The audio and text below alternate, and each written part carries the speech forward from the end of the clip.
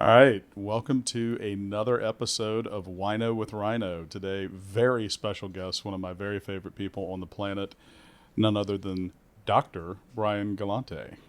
Hi. Nice to meet you. This is funny because Brian, just like myself, we're a little out of our element here, so we're just going to make asses out of ourselves, and hopefully you guys get some enjoyment out of that. Let Robbie take the lead on that. Yeah, I'm very good at it. So a little bit about Brian. He is my brother-in-law. He's been a brother to me for, when you start dating my sister, like in 91, 92? 90. 90. 1990. How about that? So 33, 34, 35 years, somewhere in there. Wow. All right. You've put up with my sister that long. That was very impressive. That might be the most impressive thing we're going to talk about today, actually. I'm not going to make any comments. Love you, Christy. So Brian is a professor of music, the director of choral studies, an assistant dean of the School of Music. I'm sure you'll correct me on those titles. I know there's a little nuance there. But just to give you a general sense of what Brian does, he's a composer, a conductor. He is a musical genius. His work has been commissioned everywhere from right here in Baton Rouge to Broadway to Carnegie Hall, maybe even a little bit in Hollywood. His work is known globally. He is well respected in the industry. He is one of the very best in his industry at what he does. He is an absolute maestro. He's won multiple awards. I tried to look them up, but he is way too humble to actually list them. But I can assure you they are quite comprehensive. So with that, Brian, I'm going to turn it over to you if you need to correct anything I just said or add any color, that'd be great. And then we'll tee it up from there. I love your ability to embellish my bio. That's fantastic. You make me sound a lot more important than I am. Oh, yeah, right. No, you got it mostly right. My title is Associate Deans, and I'm the head of the School of Music, Theater, and Dance at Pacific Lutheran University. So that's in Tacoma, Washington. But everything else was accurate. I'm the best in my field. My field is this 4x4 chair at the moment. Yes. So to back it up a little bit, just to remind everybody what the show is really all about. So Wino with Rhino, I am the Rhino. We'll get into that a little bit later. But really the purpose of the show Does that make me the wino? Yeah, it makes you the wino and rhino. That's right. People that are fascinating to me, that I'm very interested by, that have inspired me, that have been a big offer to me, that I want their offer to be shared with the world. I want to be able to help tell their story so that they can impact other people as well. And so I do that by how do we connect? And so Brian and I obviously have a very strong connection. We've connected over so many things throughout the years. Where I want to start with you on that is, as with every episode of Wino with Rhino, we celebrate a drink together that maybe has a story about our relationship or what connects us about it. And so why don't you tell us what we're drinking and why today? So this is Caymus, special selection in 2019. Fabulous. You want me to tell the whole story about how I learned about Caymus? Yeah, absolutely. Okay. So I'm a graduate of Catholic High, and I spent the first year of my undergrad at Columbia University because I was slated to be a medical doctor. And I got there and decided that was not the path, and really wanted music to be my profession rather than just my avocation. And transferred back to LSU. Christy will say it is because of her, and absolutely it was because of Christy. But when I got back, it was coming up on the 100th anniversary of Catholic High. And I was contacted by Paula Melanson, who was the co-chair of the 100th anniversary celebration committee. And they were putting together a big gala bonanza for the celebration. And she wanted me to be part of the planning for and the production for the performance, basically. So we had, half a dozen, 8 performers who sang and danced a 3 3-song set, but I was involved in the planning from the beginning. So I was in some of the production meetings and meeting with the guy who was arranging some of the music for us and the producer.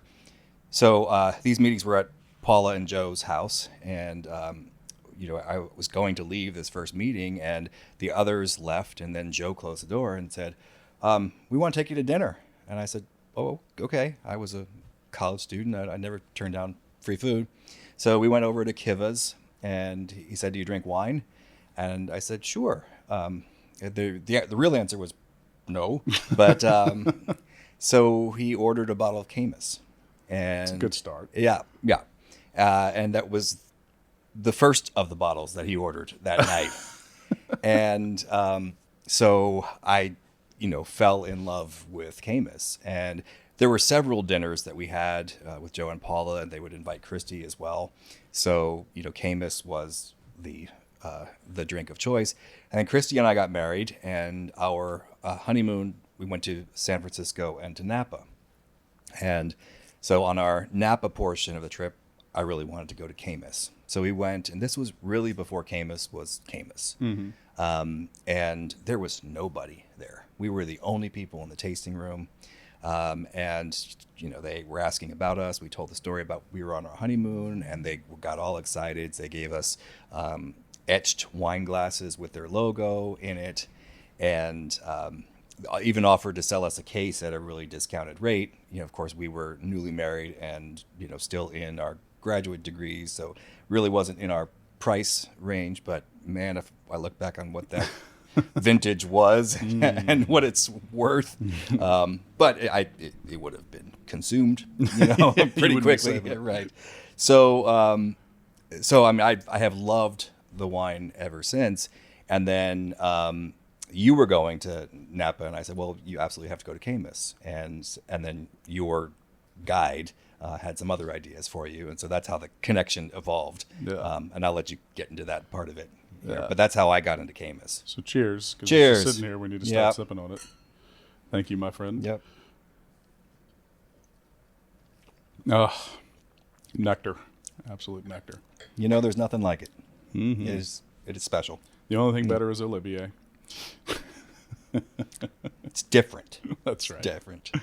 So Brian and I have, we enjoy the finer things, fine spirits, great scotches, good cigars, and also delicious wines. So through the years we've connected, having really, really exquisite drinks and telling great stories and reminiscing. So we've really connected over that. It's really brought us together as well. And that Napa trip, I had taken a couple before and kind of figured out a few things I really enjoyed. And, I'm the youngest of three. So Brian's married to my oldest sister. And I've always looked up to her and wanted to impress her, and Brian, who's practically a brother to me. And so I really wanted to impress them with my wine knowledge and context and that kind of thing. And so to me, it kind of took our relationship to a whole nother level to where I could share something with you guys, right? And expose you to relationships I had made. So it was like the first time I felt like I actually provided some type of value, almost in a way. Y'all always were looking out for me, So, yeah, I've just enjoyed all that ever since then. So a few things Brian and I definitely have in common. We're both raised by engineer dads that worked at Exxon. Mm-hmm. Brian's father was pretty much at the top of food chain at Exxon. For quite a while, but civil engineer, right? Yes. Yeah. Right. Yeah, very impressive man. So we both were raised by these engineering dads, kind of grew up in the Exxon way, if you will, and also both had very strong, caring, nurturing, and supportive mothers. Both attended Catholic High here in Baton Rouge. Both went to LSU, and both have a love of music. His might be a little more intense than mine, but yes. So let's just different. Yeah, just different. That's right. Okay, so we touched on you started dating Christy in high school, so back in 1990, and you guys were always singing music in every household, and obviously that was a huge connection point for you guys, and we can tell so many crazy stories. But you guys were always seen as like the front runners, like here's how you're supposed to do life. Y'all just did things in such a methodical and thought out, very considerate way, whereas the younger siblings maybe took not A to B paths, more like A to Z and back to B kind of thing. Um, so what I found interesting about that is most people that know you, and I'm sure your students and professionally, you're so well put together and you're so, professional. But I actually want to hear a little bit more about, I don't know, we can talk a little bit about a story I heard about you being the salutatorian potentially at Catholic High. And then also your experience of moving away, going to Columbia. I really want to hear, okay, you were going into medicine.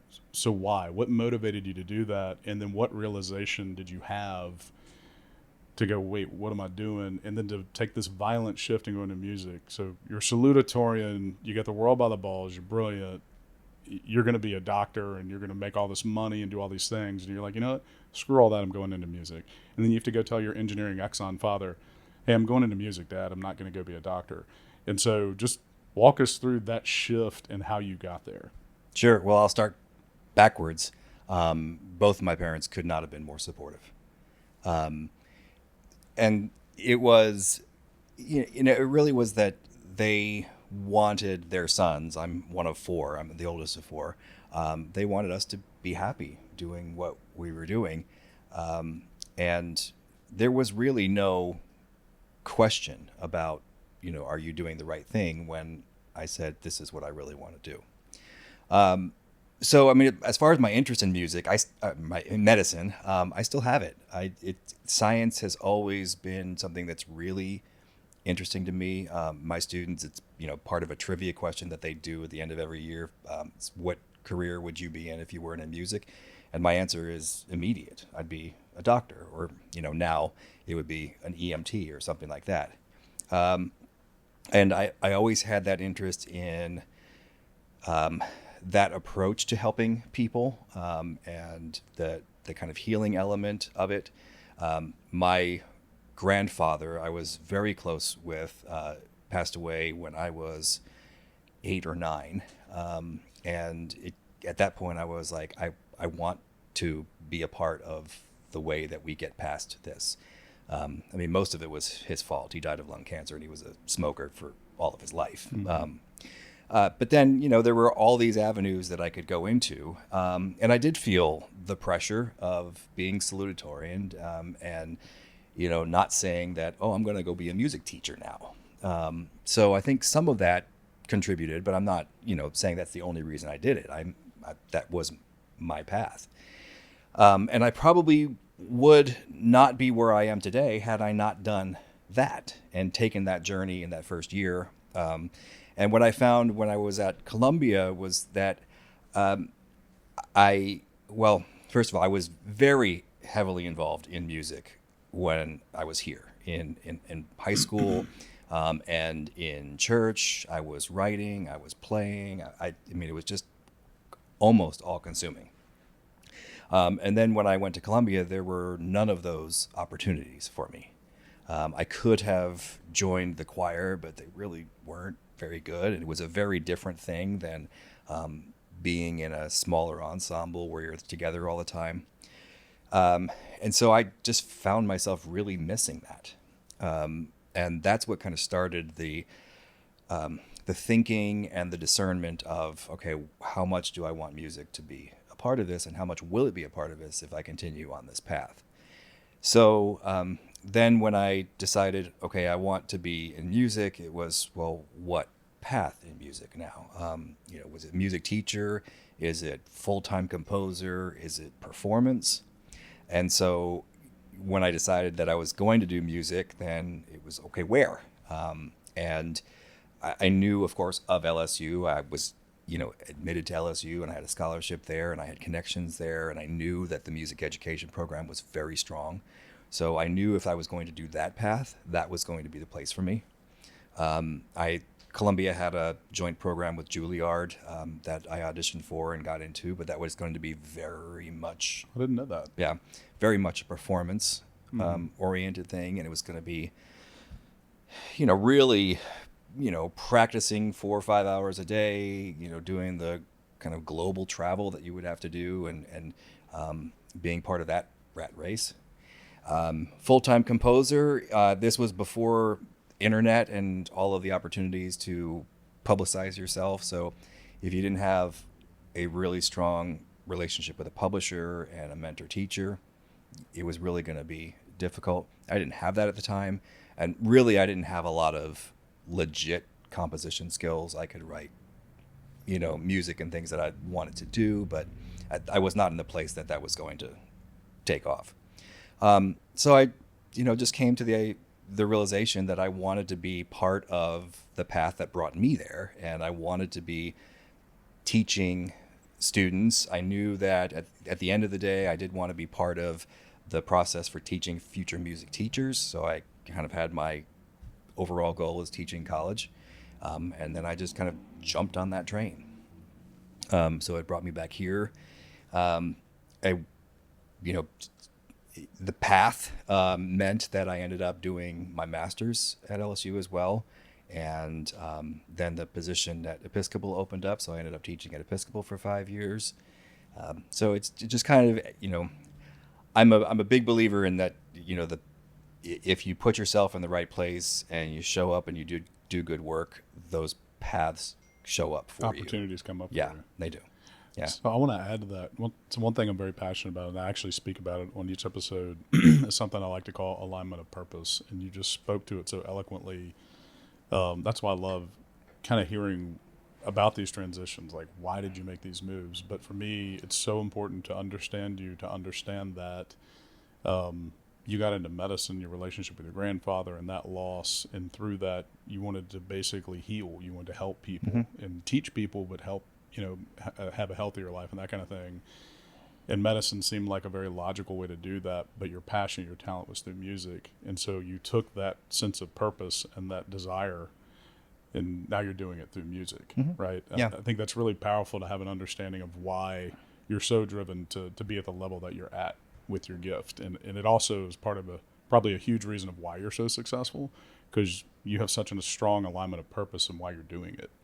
So back to the wine. So one of the things, and you actually taught me this, I don't even know if you know that, but one of the reasons I love wine, is there's an art and a science. There's a romance and there's an engineering and an architecture piece to it. Like, there's all this science and chemistry and these a process that has to be followed. It's very, very methodical, and it has to be, and there's so many elements. It's a symphony of elements, if you will, right? Like the bees pollinating at the right time, the amount of rainfall, what side of the slope they're on, all that kind of thing. And then the romance is the story and how all that culminates into the certain profile and all these things, these beautiful things. And I relate that to music in such a direct way, because, as you know, I'm an engineer, and you told me something quite a while back, that some of the best students in music are technically have their undergrads in engineering because music is so technical, right? And you play so much on the technical side, and when done right in the way you do it, it doesn't feel technical. People just assume it's just beauty and it's art and it just happens, right? They don't understand how insanely, intensely technical music truly is, especially the composition of it. Yeah, and it's vice versa too. It may still be true, but at least as of a few years ago, it was true. The number one major for students going into med school was music. Really? And there are, there are studies showing a lot of major corporations, Fortune 500 companies, hiring music majors who, decided after their music study that maybe they wanted, something different. Maybe they wanted a little bit more financial stability than a music career might offer them. And they saw how they could use their gifts in other ways.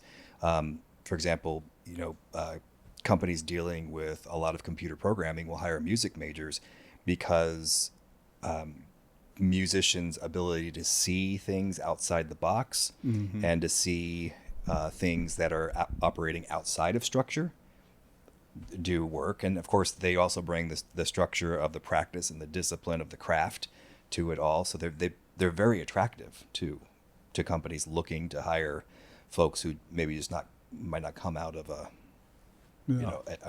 program specific to that field. Yeah.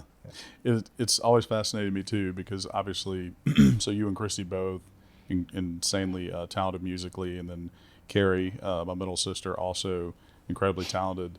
And you guys were just at the top of your game in high school and then through college and performing and that kind of deal. I'm glad it looked like that. It did. It looked effortless, I'll say it. Yeah. Because for me, okay, I could sing a little bit, but I actually didn't know music was technical. I just knew I could make my voice go up and down and make it sound like something, maybe palatable.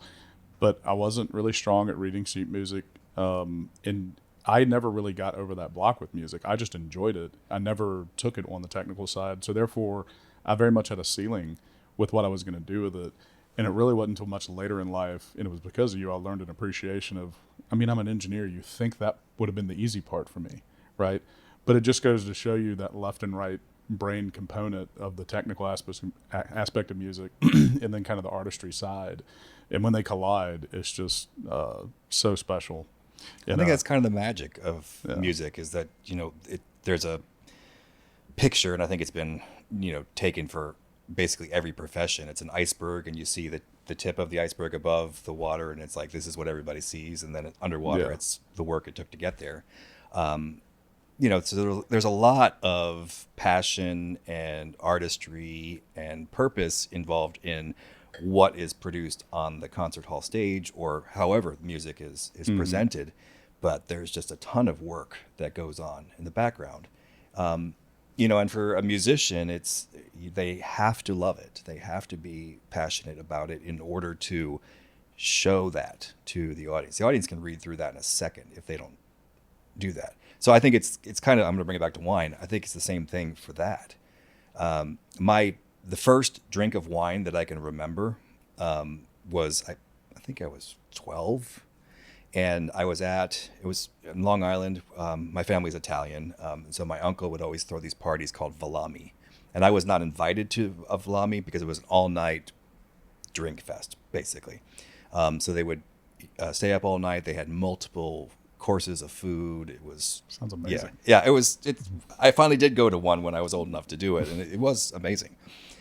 So the tradition of Valami came from the Albanian side of the family, and of course, that was, taken from a religious tradition where you do the all-night vigil, but they just took it and said, okay, if we're going to stay up all night and have to go to church 6 times, why don't we eat and drink in the middle of it? So it turned out, turned to be this, big party. And in the early stages of Valami, the entrance fee was making your own bottle of wine. Oh, boy.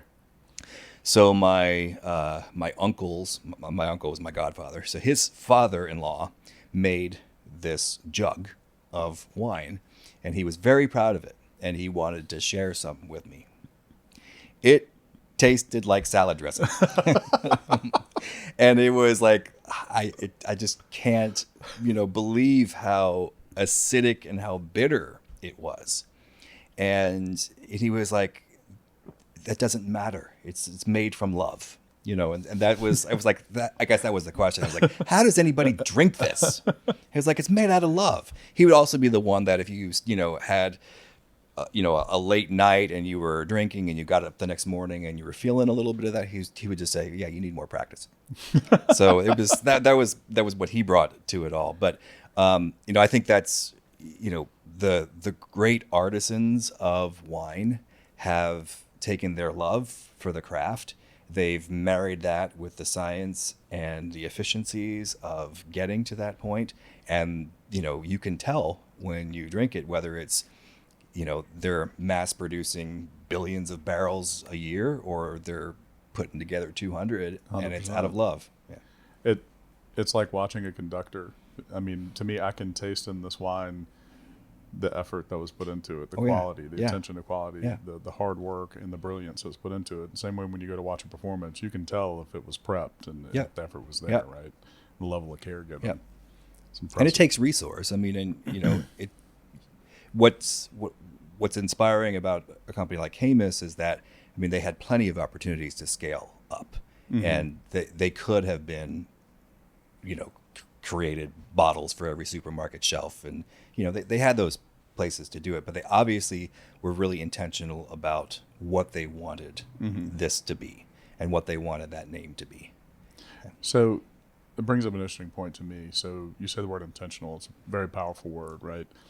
And so a lot of the audience that I like to cater to are very young, kind of aspiring. They want to be super successful. They're very hardworking. They're very driven.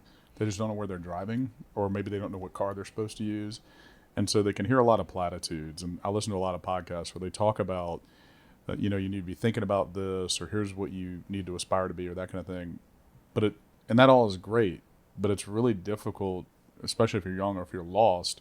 Okay, I want that, but how do I get that? Like, how do I get there, right? And so setting the intention, I think, is the first part. Being really committed to this vision of where you want to be, reverse engineering to that. But can you kind of speak to, you were somewhat lost, even though you had a keen sense of the overall offer you wanted to be, which was through healing and bringing joy and helping people and teaching people. But going through the process, did you ever have like these dark moments where you're just like, man, shit, I don't know I know what I kind of want to do. I don't know what that looks like yet, but like, where do I even go? What's my first step? Oh, totally. Yeah. I mean, I don't think anybody makes a choice and then says, okay, I'm there, I'm set. I mean, there's a reason we call life a journey. And, you know, while it may look like it's effortless and there are things happening there, it's a ton of work. So there have been moments along the way.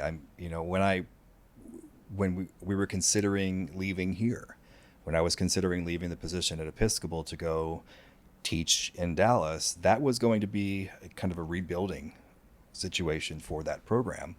And it was, do I want to leave this program that I've built here at a place that had considerable resource to go to a different one and kind of start over?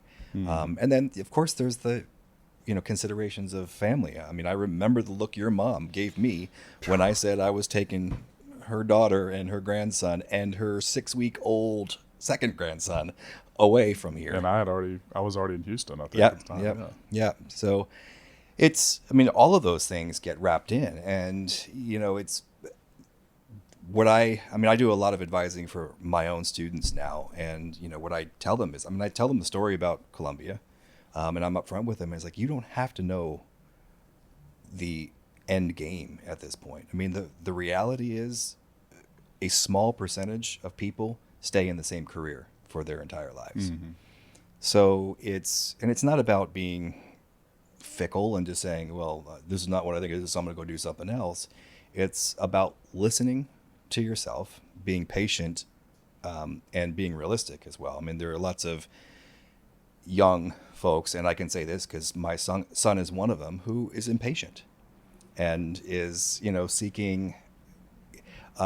seeking a form of affirmation that they don't really know how to define what that is yet. And for many, it is about finance. It is about money. And certainly that's a component. That's a real factor of life. But okay, are you happy? And there are plenty of careers you can go into that are extremely lucrative and you can make a lot of money. Are you happy doing it? And for some, absolutely. For others, no. So I think it's really about listening to what you want, projecting out, what you see yourself doing in 5 years. And then once you see yourself doing that, asking yourself, are you happy doing what that path has taken you to? Yeah. And if the answer is no, then take that different road. Yeah. Yeah, that's good stuff. That's really powerful. So you touched on something there, fatherhood. Yeah. So something that I've always appreciated about that I feel like you and your father have in common is obviously both leaders in your industry and innovators. And your dad did so many things in the world of engineering for Exxon. And when he walked in a room, he had a presence, and he's this very charismatic and brilliant guy himself. But one of the things that blew me away above and I've known him, just about as long as I've known you. Here's this big time dude that is like number 2 in one of the largest organizations on the planet. And I remember Bryce was maybe a year old, and we were all at the house, and he just literally laid on the floor and just colored with him. Mm-hmm. And I just stood there. I'm like, wait, what? And he could not have had more joy in just sharing that experience. Mm-hmm. Blew me away. And I watch you ever since, my daughters were babies.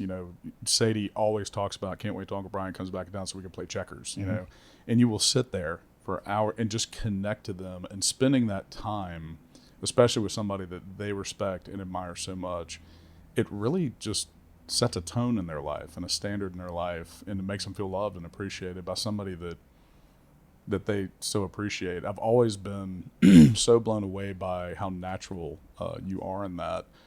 I'm curious, as a father, though, with your own sons, because as a father myself and I have a relationship with my own dad, obviously, there's such a struggle with that at times to be present. And of course, both your boys, so Riley's computer science, he graduated in computer science, right? Yep.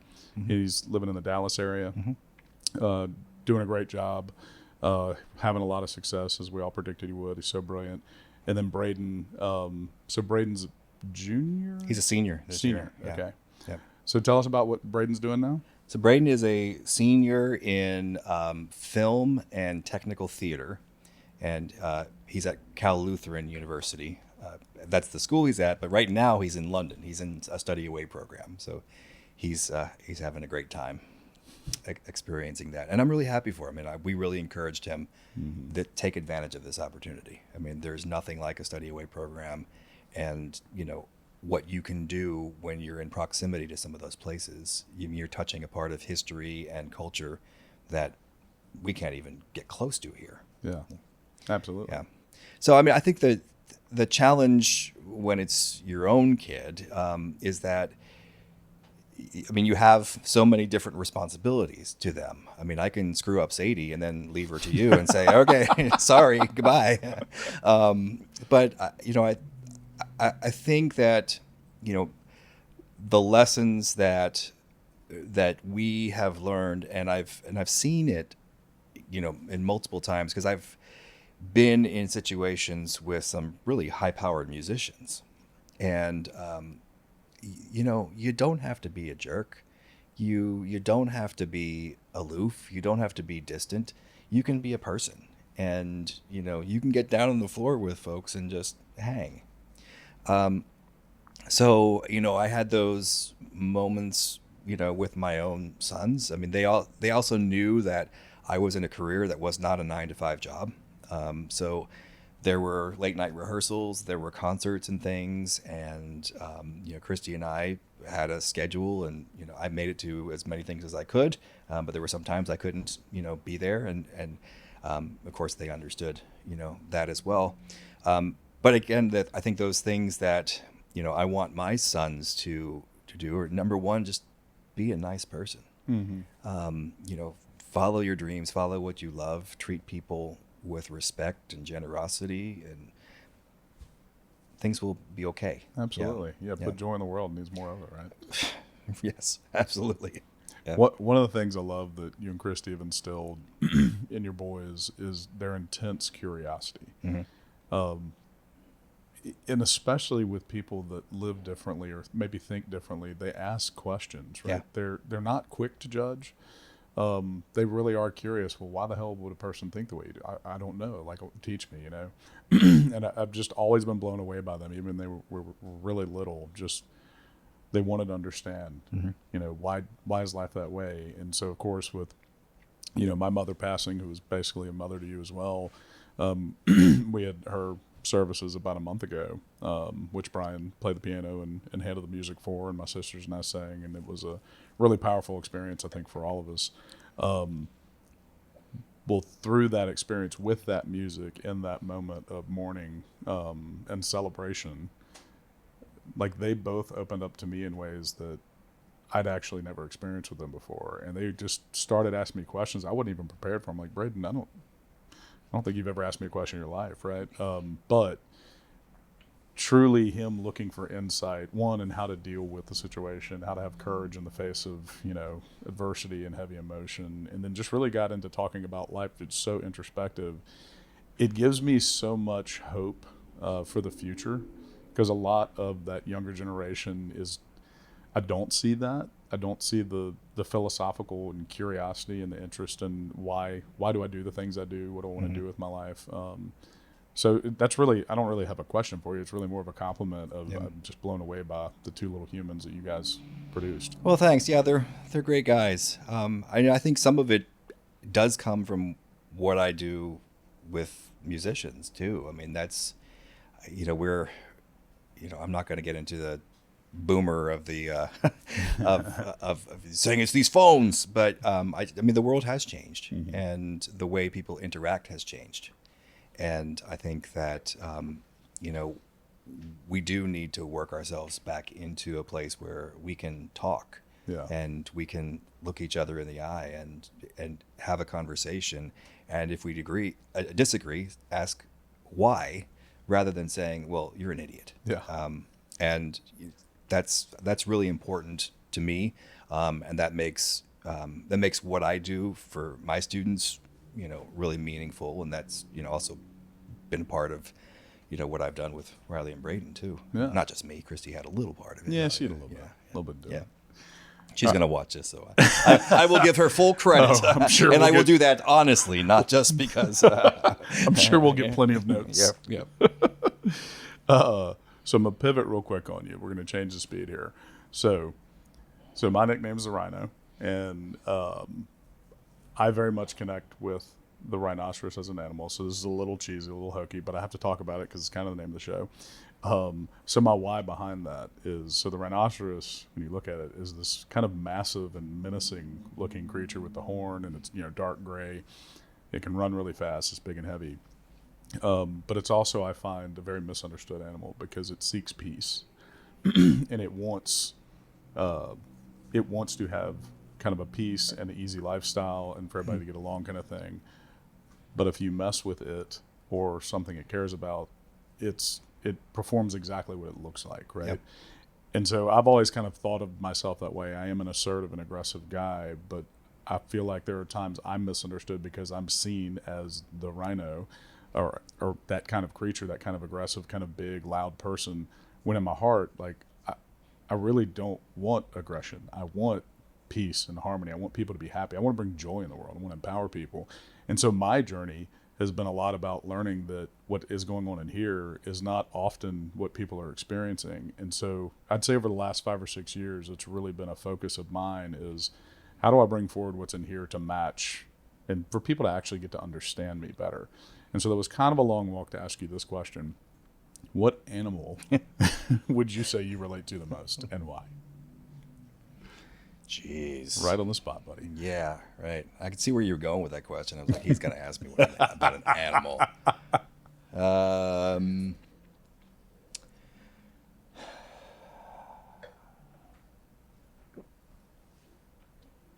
going to go with bird. What kind of bird? One that flies. So not a penguin. Okay. And I mean, the reason I say that is because I've been accused by my sons and my students of having RBF, and and not showing in my face what I'm thinking or what I'm feeling. So birds, no facial emotion, but they're inquisitive, they're curious, they're always looking around. Great They're, vision. they're thinking of things, and then they have great energy and they flap their wings. And I'm a sailor, so I have to go with something that deals with the wind. So I love that. There was that. Yeah. So that was really off the cuff. So I don't. I love that. I don't often get you off your on your heels like that. That was fun to watch. Yeah. Yeah, let's talk about sailing. So you have a sailboat in Gig Harbor. I yeah? do. Yeah. Right off the Puget Sound there. So how did you get into sailing? So I had done some sailing, I don't know, summer camps as a kid, and I always was just fascinated by it. I mean, I loved the quietness of it. I loved the fact that a small adjustment could mean I was going in the water, or it could mean I was going faster. So that was always really, really interesting to me. And then when I was at LSU, my mentor professor, Ken Fulton, was a sailor. So he would often invite me and Christy, if she was available, out for sailing. So he had a boat on Lake Pontchartrain that was moored in Mandeville. So we would go out there, and he'd take us out for a couple hours, and then we would have dinner and come back. So that was part of it too. I think that was probably the first time I was on a larger boat like that. And then we live in Gig Harbor now, which the Western Washington is all kind of bordered by the Puget Sound. So there's water everywhere. And I remember the night vividly. Christy, the boys, and I, we were having dinner in a Mexican restaurant that was just down in the harbor. And we were driving home, and it was a beautiful night. And I was like, I'm just going to kick myself if we move from this place one day and I haven't taken advantage of the fact that I'm 5 minutes from this. Because we, experienced driving with Ken to Mandeville, which is not 5 minutes down the road. So my parents, for my birthday that year, gave me sailing lessons. And I got my sailing certifications. And for a few years, I was a member of a sailing club, which was great because I could rent the boats for the day and go out. And it was fun. And, we did that as a family. The problem with the sailing club is that you're renting the boats for the day. So if you go out and there's no wind, it's like, well, what are we going to do for 8 hours now? So that wasn't the only reason we bought the boat, but we wanted a place to just kind of go in the evenings and sit on the stern and have a drink and just be on the water, even if we weren't going out anywhere. So the events just kind of landed in our lap, literally, to get this boat.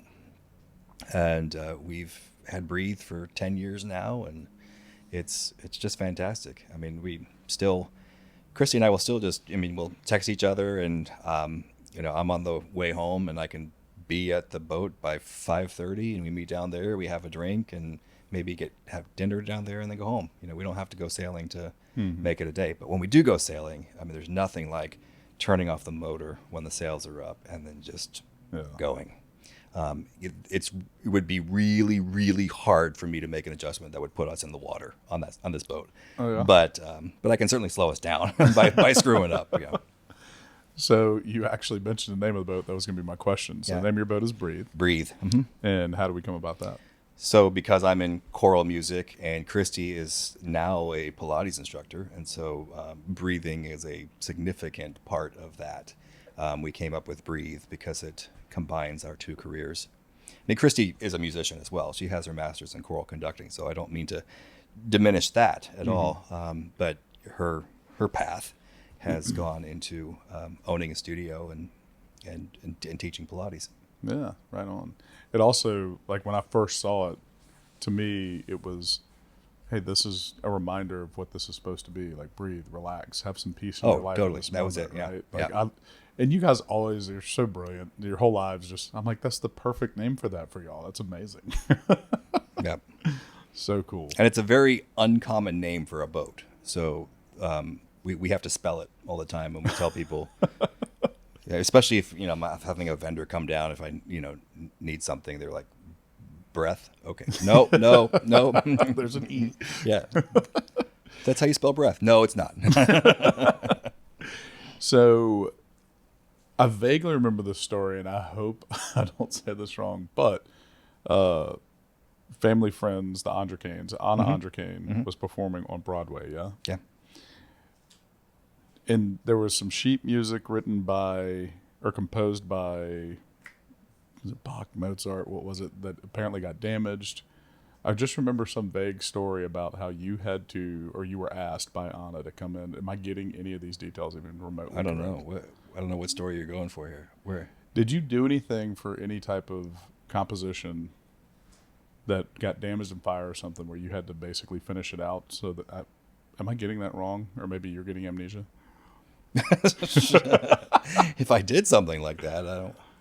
Okay, we can edit that question out. Yeah.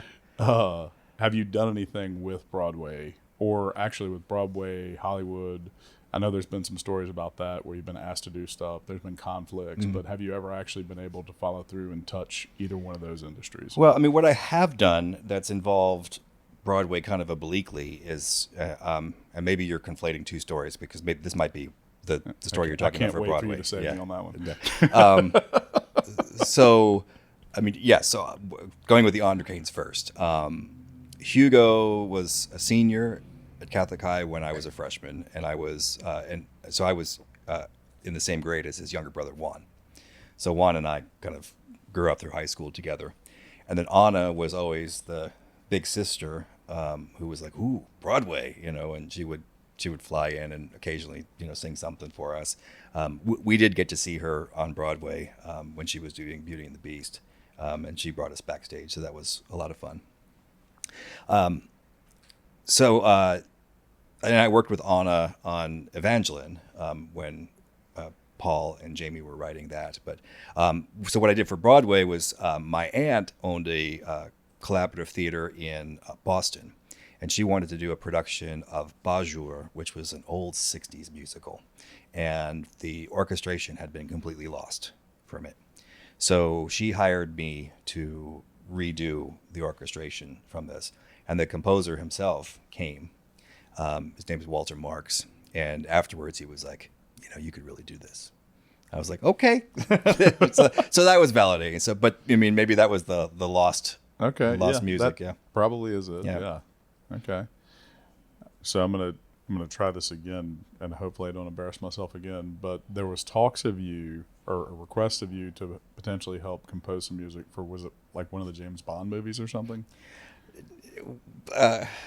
And don't be all humble. Like let's hear it. So I have a friend. His name is Jack Redford, who is the principal orchestrator for Thomas Newman. And before that, he was the principal orchestrator for James Horner. So to list off some of these movies, James Horner did things like A Beautiful Mind and Backdraft, and some of those. Thomas Newman is Finding Nemo, Wall-E, James Bond, a ton of stuff. And I'm of course forgetting things. So I had done some of Jack's music. He's also a really good composer. So I had done some of his stuff, and so there was talk at one point about them inviting me to be one of the conductors for the choral ensemble that are part of the soundtrack for this. Yes, I have an interest in film scoring as well, and Jack and I have kind of talked about that. But he was going to invite me to one of the James Bond scoring sessions that go on for multiple weeks. And so the scoring session is after the movie is completely locked and the music is written and they're going in and there's constant edits and everything else. So I could have been part of that process. It just happens that, for the couple of Bond movies that was a part of, it was the beginning of the academic year for me. So I couldn't be away for 3 or 4 weeks. Yeah. Brutal. Yeah. And that's okay. I mean, it happens. Yeah. Yep. I mean, and Jack would be the first to tell you that lifestyle ain't, all shits and giggles either. It's sorry, are we explicit rating here or not? Yeah, it's my show. I think it's gonna be okay. Yeah. So I mean that lifestyle is the film is locked and they're going to open and or they're going to record in 2 weeks, and so you've got to write all the music for that in 2 weeks. And you're definitely the tail wagging the dog there. I mean, there's no way. Yeah, and even more so now with the sequence now is the director has used temp music in putting together the locked film, so they get that in their ear, and then they're basically saying, I want you to sound like that. And it's like, well, I can't sound like that because that would be stealing. So then it's coming up with something that sort of evokes that sound. And so that's fascinating, and we probably have 10 or 15 minutes left, so and there's a couple of areas I want to touch on with you. So as an engineer, we work in an innovative space, and we create a lot. And now I'm also partners in a company called Cards and Culture, where it's yet again another innovative space. There's a lot of new things happening in what we call the hobby with trading cards and live breaking and things like that. And there is a lot of copying of ideas, because in any good business, if you see something working, you're like, okay, well, I'm going to do that because I want my business to succeed. So within music, though, and you're a composer and you've been commissioned to do a lot of work, and you just kind of touched on it, how tricky is that? Do you have to almost be a lawyer to a degree to where you're like, okay, they want me to do this thing. How do you know to have the judgment of, yes, I can do that, but what you're asking me, how you just said it was perfect. but I'm kind of walking a thin line there. I'm concerned that there's a copyright infringement or just an ethical issue, right? Like, how do you know when to make that discernment, or if you're getting close to, because a lot of these infractions happen because people just don't know they're infracting it. Yeah. You know? Yeah. Well, I mean, I think some of it's communication and education. I mean, there's, especially in the music world now, the use of samples is pretty prevalent, and it's, I mean, they're just, it's kind of blatant about it. And I forget what the rule is, but if you use more than 6 seconds, you have to pay for it, but under 6, you don't. So you can do 5 seconds of something and you just know what it is at that point. You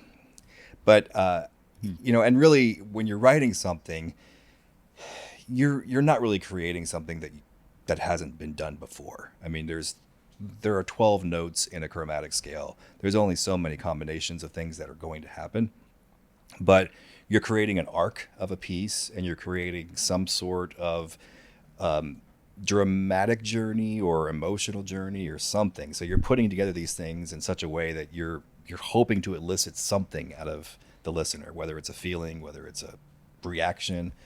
And that's where the originality can come from.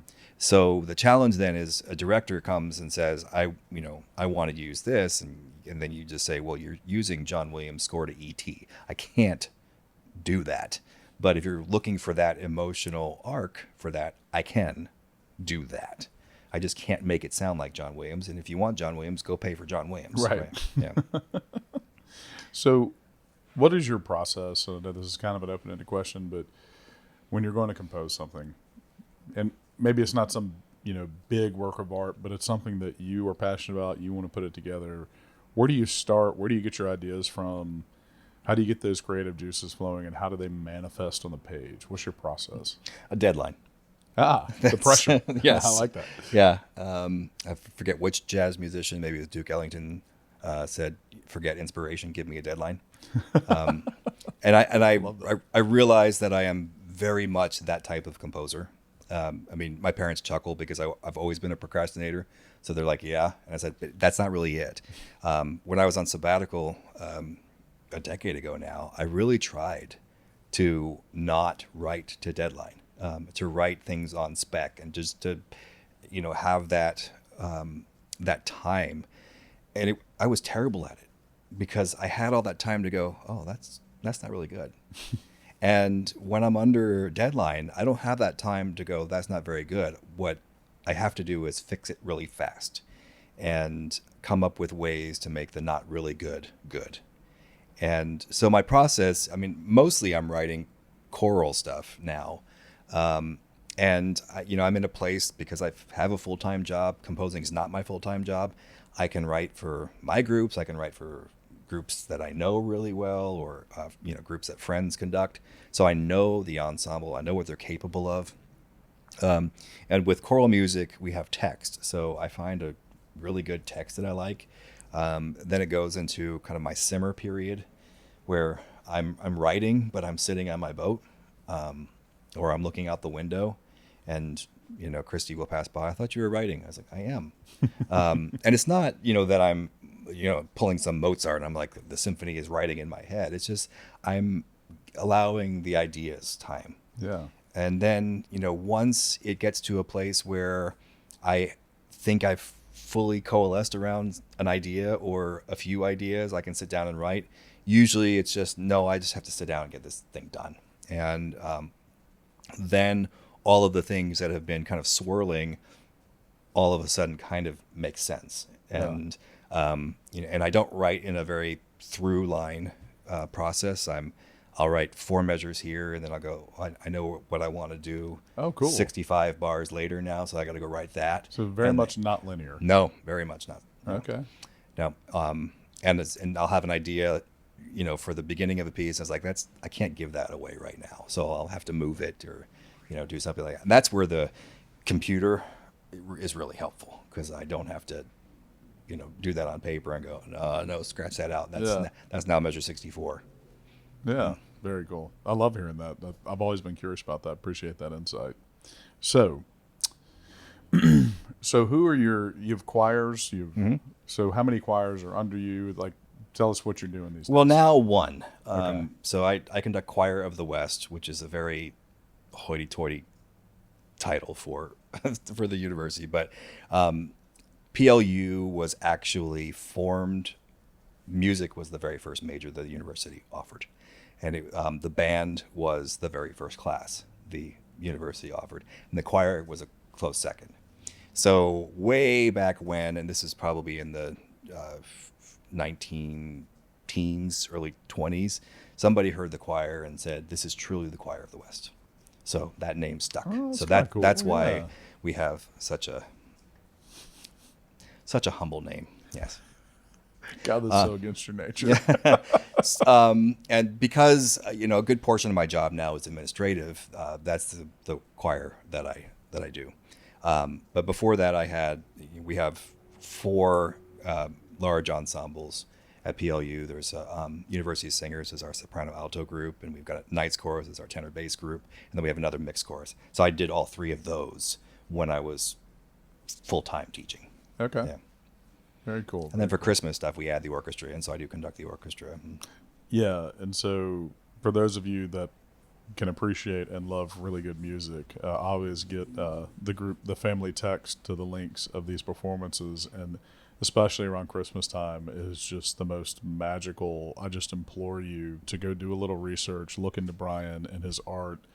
He is not a savant; he is a maestro. There is a difference. That's very kind. He will never say that about himself, but he truly is.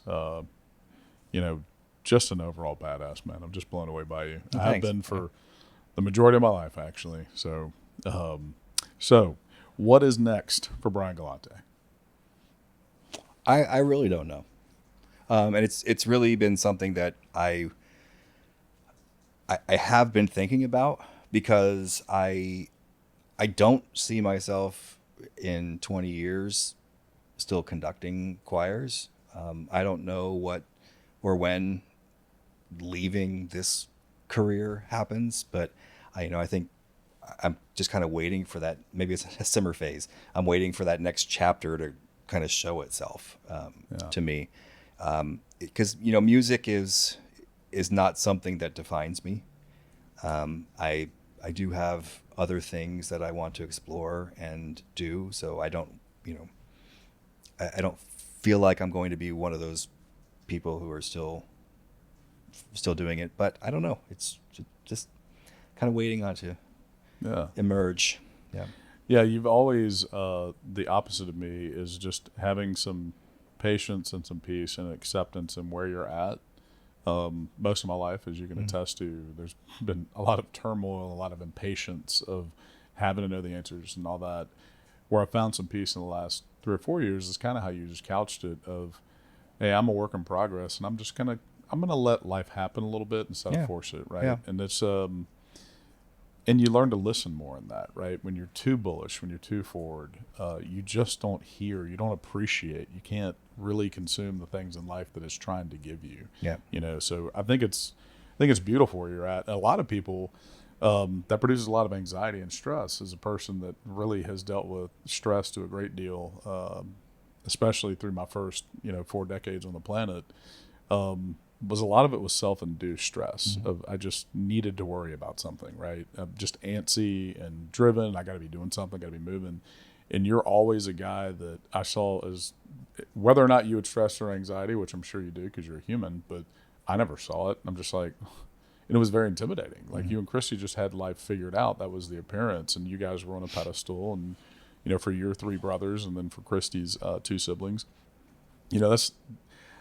that's got to be a lot of pressure in and of itself. Like there's a perception of you guys that you're perfect, you got it figured out, and then there's no grace. Like if you missteps, like you're judged to a different standard because you've already set that standard. Right. So to a degree, you guys are misunderstood as humans that have faults and weaknesses because y'all aren't as obvious. Yeah. Yeah. Yeah. I think it's I mean I have to say that it is a place of privilege that I can say what I did, because I'm not in a place where I need this job. I have to be doing this in order to survive. And people elsewhere have, very different decisions to make. And I respect and acknowledge that. And I also acknowledge the place of privilege that I'm in to be able to say what I say. So, I think it's also about just being realistic. I mean, the place that higher ed is in right now, I don't know where it's going to be in 5 years. And it's not just, the outcome of politics in the next 5 or 10 years. It's just, where is enrollment and how is higher ed viewed? And, I'm in a private institution, and I mean, it's ironic that, we're sitting here in Baton Rouge. You'd be surprised for me to say this, that the largest singular event that PLU produces is the Christmas concert that you watch. Can't say the same thing about an LSU or something else. Wow. But it, is that model, is that tuition driven, sustainable? Private school model, is it sustainable? Is right. Yeah. And especially as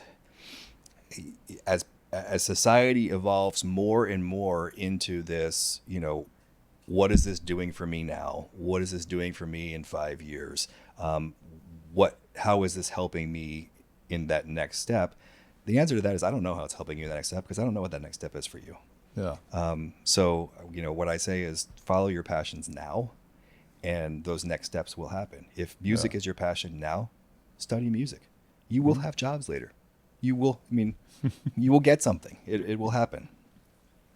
So it's, I think some of that is just me going through it and me going through those periods of time where it's like, am I really doing this? I went through it in grad school. It was, am I really going for this doctorate where I'm going to take a pay cut in my first job so that I could be called doctor? Is this a vanity exercise for me? Or, and all those questions are valid, and you have to let them in, breathe them out, and, go take that next step. Well, brother, I will tell you, no matter what happens with higher ed or what your next steps are, I know you're going to be a massive offer, because you are just an absolute gift. I mean, and it's not easy for me to be nice to you all the time. Yeah. So My agent will call you about my future position at Sigma. bring it on. I will take you in a heartbeat. I'll write the jingles. I love it. Sarah would love that. No, but seriously, you absolutely mean the world to me. You're my brother, and I likewise appreciate it. Yeah, I honestly can't think of anyone else in the world that I respect more than you, and not just your talent, your brilliance, but just the type of person you are, how you treat people, how you care about people. You are truly an inspiration and a gift. And I don't know if your students over there on the West Coast are going to see my show, but I hope they watch this episode and learn a little bit more insight into the man that they hold in the same regard that I do. I appreciate it. I do have to say I'm a little disappointed. Why? We didn't finish this. I know, there's too much talking, not of drinking, right? God bless. So in parting, in conclusion, any messages you would like to send, whether it be to your students or your kids, or anything you want to leave them as a parting gift in this episode here? Be kind to yourself. Love that. Can't end it any better than that. Folks, be kind to yourself, bring joy to the world. That concludes a very special episode of Wino with Rhino. Thank you very much, my man. My pleasure. Mr. Dr. Brian Galante. Thank you.